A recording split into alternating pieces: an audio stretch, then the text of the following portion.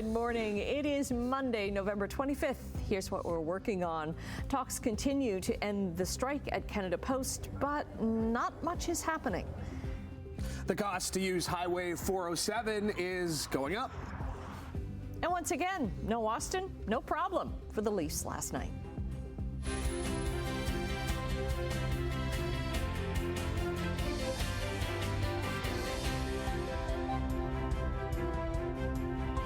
Would you look at who we got with us today? Nice to have you, Louie. Tim is having the sleep in. Yes, a long weekend, Yes. I think, is what he posted on Instagram yesterday. And listen, if there's going to be one day a week that I fill in, I'm glad it's Monday because it kind of can set the tone. It's not like a midweek day that you got to wake up super early. So it was super early. I'm not going to deny that. It wasn't easy getting up this morning, but great to be here alongside you guys. Nice to have you here. Yes. And Brian, we're coming off a pretty good weekend. Yesterday was really beautiful. Yeah, it wasn't bad yesterday. The wind picked up a little bit. We got to 7 degrees. So, yeah, not a bad day for this time of year. Today, we're going to get back into the shower scenario. Looking at showers building in later on this afternoon. But we should hit 7 degrees once again for the day today. So, like temperatures. Temperature at the moment is sitting at, well, at least we're on the plus side. +1 is our temperature at the moment. Climbing to 7 today. Showers late this afternoon. And then the rain settles in overnight and sticks around with showers for the day again tomorrow. So pretty gray. We'll talk about that coming up. Quick check on traffic this morning. This time of the morning, construction's usually coming to an end. The 403 at Waterdown Road looks good, so that's not an issue this morning. To some MTO traffic cameras, here's one of the cameras that we have going through St. Catharines. This is the QEW east of Lake. Toronto-bound lanes heading away from us on that shot. Now Toronto-bound towards us at the top of the Burlington Skyway Bridge on the Hamilton side. Here's a look at Bronte Road. Not a lot happening this morning. Light volume so far, no collisions. We'll keep you posted. We'll look at weather and traffic coming up in a few minutes. Right now, the news. Okay, thanks very much. Well, the impacts of the Canada Post strike are growing as the strike goes into its second week. Canadians are looking to get their shopping in with Christmas 1 month away from today. Simone Gavros joins us with the latest from the picket line in Stony Creek. Well, Black Friday is just coming up this week, as well as Cyber Monday. That's all rapidly approaching, and that's all going to be affected as those shipments are going to be delayed because of this strike. And it's also coming up that there's going to be the deadline to send any mail or parcels in the mail by Canada Post, and in order for those to arrive by Christmas time. So everything is starting to ramp up, and many Canadians are worried about what the strike is going to mean for the holiday season, according to a recent poll. Now, the poll from Leger says that 61% of respondents are worried about potential impacts, and 57% are concerned about delays during the holiday season. 57% of people are also in favor of the government stepping in altogether. The Canadian Federation of Independent Business is echoing those calls and sent a letter to the Federal Minister of Labour on Friday calling for government intervention. They say 75% of small businesses are being negatively affected by the work stoppage, including some companies seeing order cancellations. This all comes as the Crown Corporation reports a $315 million loss before tax in the third quarter of this year. That's a larger deficit than the previous year by $25 million. The company says they're on track to record another significant loss this year, marking the 7th consecutive annual loss for them. And CUPW says Canada Post could recover by investing in new revenue-generating services like postal banking and senior check-in services. Now, Canada Post gave an update yesterday saying that talks are still ongoing. They were going over the weekend, but limited progress has been made at the bargaining table. Louis, I'll send things back over to you. Thank you, Simone. One man has been arrested following an hours-long standoff in St. Catharines on Saturday. Nowhere, come flying down the street, the big black Hummer, a couple of big black pickup trucks, and the SWAT came out of them just like out of watching the movies. And the next thing you know, there was 2 guys here, and they were all standing there in front of the apartment, and the first thing they said was, residents of 31 Churchill, come out with your hands up. And my husband and I are standing here, we're going, oh, what's going on? Officers from the NRP Tactical Unit surrounded a home on Churchill Street where they negotiated with the alleged gunman for 4 hours while nearby residents were instructed to stay inside. Police say 47-year-old Daniel Dale Rosebush is facing charges of second-degree murder and attempted murder in connection with a double shooting on Friday. While one suspect is in custody, police are still searching for another man described as an associate of the gunman. Anyone with information is urged to contact police. If you've ever been to the Mini Tim Hortons Museum in Hamilton, you may know the name Barbara Church. She was more than a regular there. She was family. On August 8th, though, of this past year, she was found dead in her home on Ottawa Street North, not far from the Tim Hortons. Police say she was stabbed by her neighbor in a murder-suicide. When efforts to contact her relatives after her death were unsuccessful, her family at the first ever Tim Hortons stepped in, and through community donations and support from staff, Church received a fitting memorial. My goodness, where do you start? Barbara, such a wonderful lady. She was always on the street here. I would see her almost daily here in the Tim Hortons. I've known her for about 10 years, and she always sit here, and she's a very nice person. Minded her own business, never asked for money. She sit here for maybe an hour, 2 hours in the morning. 10 o'clock was her time, And everybody just loved Barb. In the museum at the Ottawa Street Tim Hortons, Barbara's favorite spot is marked with a sign and a note telling her story. It's the staff's way of making sure that her memory lives on. A 35-year-old man from Brantford hasn't been seen for nearly a month. Brantford police have identified him as Peter, but haven't released his last name. He's white, 5'9", with a slim build, brown hair and blue eyes. He has several tattoos, and his left eyebrow is pierced. Police say he likely has his gray pit bull type dog with him. Peter was last seen November 1st and reported missing November 18th. Besides Brantford, he could also be in Port Dover. The Ontario government did not meet its own legislated target this past year for the average hours of hands-on care in long-term care. The province says it's since reached that number, but it happened outside of the time frame that the Progressive Conservatives set out in a 2021 law. The government says it continues to work toward its next target of making sure that residents get 4 hours a day of direct contact from nurses and personal support workers by March 31st of next year. Officials estimate in order to reach that, there is a need in Ontario for 13,000 additional nurses and almost 38,000 PSWs. A judge in London is set to hear legal arguments today in the sexual assault case involving 5 members of Canada's 2018 World Junior Hockey team.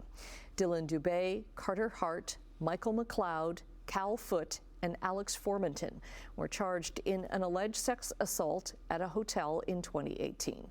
Their lawyers say the players plan to defend themselves, and all 5 are expected to plead not guilty. A jury trial is set for April 22nd. Several weeks have been set aside for legal arguments before then. The issues discussed in those hearings, though, cannot be reported on because of a publication ban. All right, Sportsline, and let's start on the ice where the Maple Leafs didn't play on Saturday night. I know, weird, but they were part of the only game on the schedule Sunday as they hosted the Utah Hockey Club at Scotiabank Arena. Picked up by Tavares. Long lead pass to Marner. In behind the defense. Marner in, shoots, scores! Mitch Marner ties it up. Marner slides that back. Tavares back to William Nylander. Swamps it back and flat tip wide by Minton. Good score! Marner banks it in. It's a power play goal and a 2-1 lead. Mitch Marner scored a pair of second-period goals while William Nylander put home his team-leading 14th of the season as the Leafs held on for a 3-2 victory over the NHL's newest franchise. It was the Leafs' 4th straight win, all without captain Austin Matthews. And while it is way too early, the victory did move them into first place in the Atlantic Division, just a quarter of the way through the regular season. Meanwhile, speaking of William Nylander, it was a pretty special night for him and the rest of the family, as for the first time, William and Alex Nylander took to the ice as teammates, becoming the 5th pair of brothers to play a game together for the Maple Leafs and 48th in NHL history. Here's William on the moment. I mean, just the entire day was special, and seeing him out there, and first period was kind of just like crazy. felt pretty crazy, and then settled in, and it felt more normal. So yeah, it was very special, and of course we got the win, which was nice. Scotty finds Mobo, corner three, doesn't go, kept alive, but then Jerome takes it. He's gonna fire a three. Ty Jerome had a game-high 26 points off the bench, including that fourth quarter three, as Cavaliers stayed perfect at home and improved to 17-1 on the season with a 122-108 victory over the Raptors last night. Meanwhile, Toronto has yet to win a game away from Scotiabank Arena this season, as they dropped to 0-9 on the road, and they dropped to 4-13 on the year. They're right back at it today. They travel to Detroit to take on the Pistons. Now, despite the fact that the Buffalo Bills were on a bye week, the rest of the NFL went on without them, including a historic performance in the Sunday Nighter by a running back who's having just a monster season. And he's 6 yards shy of a career high for rushing yards, and he's got it, and he's got more, and he's gonna go all the way. What a night, what a season, what a player. Saquon Barkley rushed for 255 yards to set an Eagles record in Philadelphia's 37-20 win over the Rams. Barkley ran for two 70-yard-plus touchdowns in the second half as Philly won a 7th game in a row. Star running back finished with the 9th most rushing yards in a game in NFL history. We're down to 47 seconds left. Mahomes out of the pocket. Mahomes on the run. Takes a look around. Oh, Mahomes is still going! Slips away for a huge gain. Patrick Mahomes' 33-yard run in the final minutes set up the Spencer Schrader 31-yard game-winning field goal as time expired, as the Chiefs survived a scare in Carolina with a 30-27 victory over the Panthers. The win improves the Chiefs to an AFC best 10-1 on the year. Goff hands it off. Gibbs cuts to the outside, to the end zone. Touchdown, his second today. And checking in on the top team in the NFC, where Jahmyr Gibbs had a pair of touchdowns, the Lions defense shut the door as they beat the Colts 24-6. Win moves to Detroit to 10-1 on the season. 12 minutes after 6 o'clock, 25th morning of November already. I know it's a Monday. We'll ease you into it gently here. We'll start with a look at our exclusive camera at the 403 right around Waterdown Road. Toronto-bound lanes obviously busier this time of the morning, but still moving okay. And that's basically how our cameras are looking this morning as we go to the MTO traffic cameras. QEW 7th and St. Catharines, nothing to see. Red Hill Creek, Toronto-bound lanes away from us. Same here at the 403 heading toward Brant Street. Nothing at the Ford plant. That's really easy. Same with the 427. Gardner and QEW combination doing okay. Just a vehicle off to the side coming out of Toronto. As you can see, it's on the shoulder. All right, let's get to our temperature. Temperature, well, at least we're on the plus side. Let's be positive about that. We're +1 right now. Winds are light. Relative humidity is up there. And it's a cloudy start to the day today. Not looking at a lot of sunshine today. And temperature, anywhere from 6 to 8 around the Horseshoe, but 6 degrees for Hamilton. A little bit of a breeze, but there's that chance of some shower activity later on this afternoon. And then we're looking at some rain overnight tonight. We have an approaching low pressure system. It's going to pull in a little bit milder air, so it's going to stay mild overnight tonight, and then tomorrow the chillier air starts to pull in. It'll stay mild for Hamilton, but other areas temperatures could fall during the day tomorrow because we'll start to get that northwesterly flow, and that's going to pull in, well, cooler temperatures and maybe some of that F-word action. Oh dear. Temperatures today anywhere from 6 to 8 degrees. Some areas could still get a little sunshine this morning. Otherwise, the showers settle in later today. Tonight, temperatures stay on the mild side. 5 degrees tonight. To 4 for Guelph and Kitchener and Toronto, but the rain will settle in, and then tomorrow around the lake should still stay fairly mild, 5 to 7 degrees, but the temperatures will fall during the day tomorrow to 2 in 1 for Guelph and Kitchener, so it's going to be a cooler air mass that starts to flood in after that cold front goes through. But stepping out the door, 25th of November already, it is cloudy and the temperature is +1.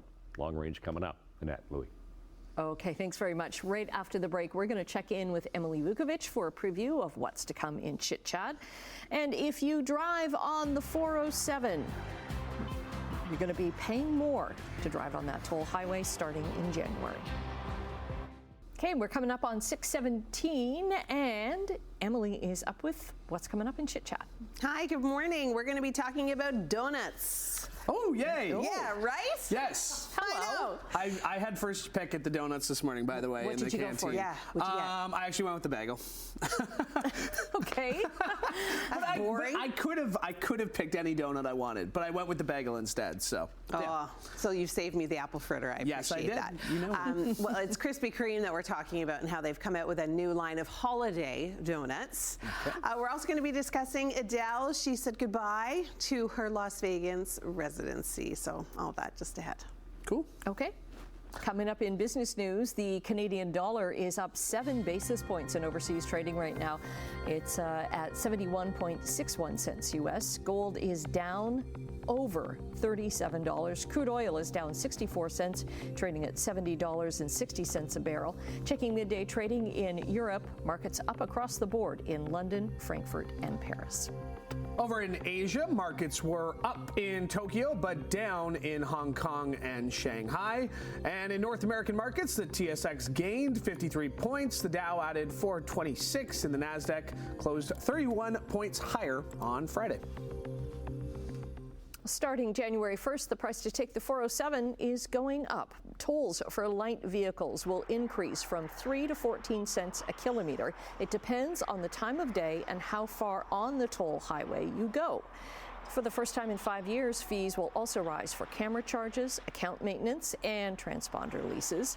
Most drivers can expect their monthly bills to increase by about $8. This new schedule also introduces vehicle classifications. So, motorcycles will pay less than four-wheeled vehicles, while larger trucks, vans, and SUVs that are towing trailers will pay more than before.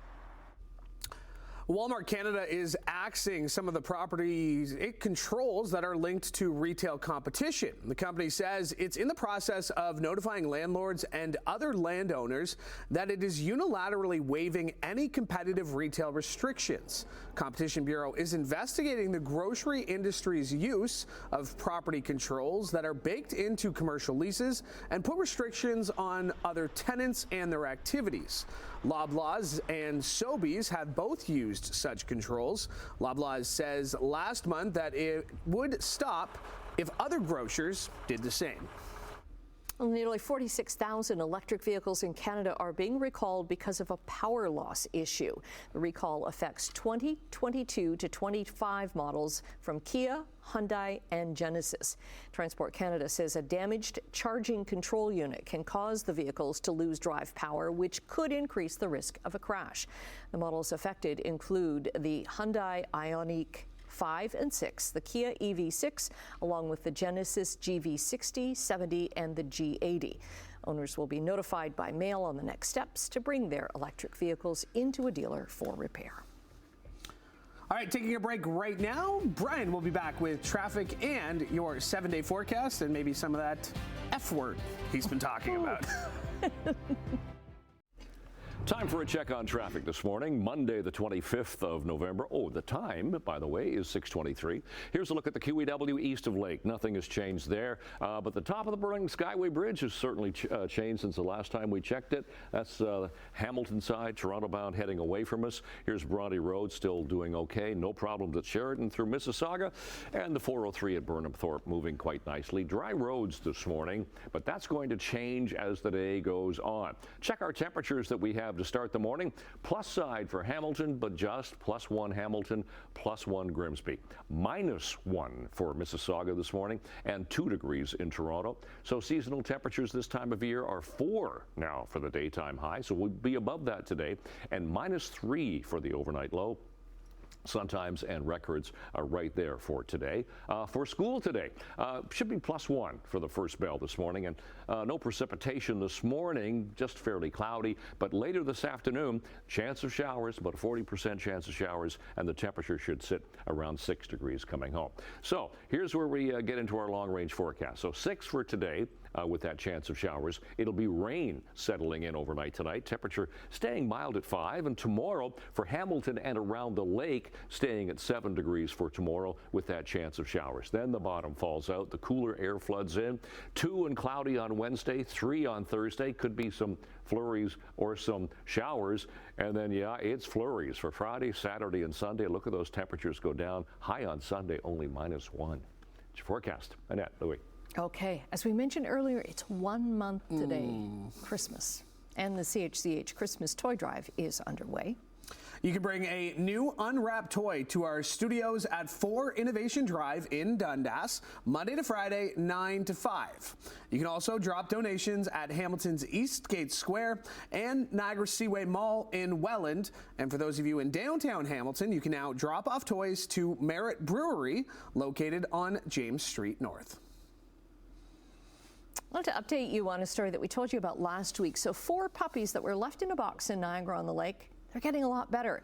The Humane Society of Greater Niagara says they're gaining weight and they are doing exceptionally well. In a post on Facebook, the shelter says, quote, "It's amazing what a few days of love and care can do." The dogs were left badly underweight in a box in Niagara-on-the-Green Park, not far from the outlet collection at Niagara on the QEW. An investigation is underway, and there's no word on yet when the puppies will be up for adoption. It's good to see them with some meat on their little ribs there. They're so cute. Very cute. More puppies coming up later today, too. Yes. Yeah, I'm excited about that. Yeah. Okay, stay with us. We've got more to come right after the break.